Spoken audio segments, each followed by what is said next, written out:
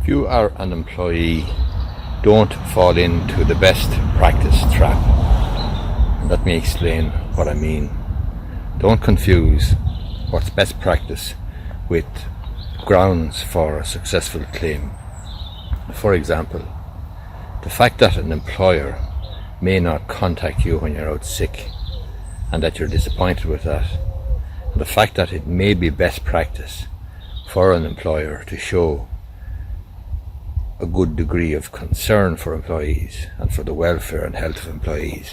The fact that that's a good idea and the fact that that is best practice, it doesn't necessarily follow that the absence of that practice gives rise to a claim that will succeed. For example, constructive dismissal. In a similar way, if you think about the employment contract and the possibility of reviews perhaps in the first 12 months, reviews at the end of the probation period and so on. Some of these things are absolutely best practice.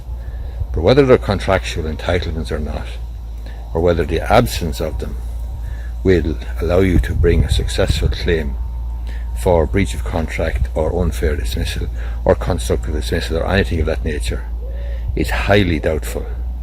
So don't confuse best practice with a contractual or a lawful entitlement.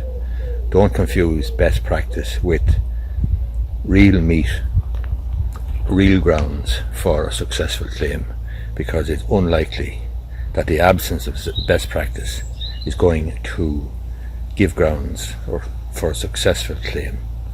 I discovered this myself one day in the WRC when I was representing an employee who had a breakdown in the workplace. Breakdown because of the atmosphere and the stress and bullying sort of ethos that existed in the workplace.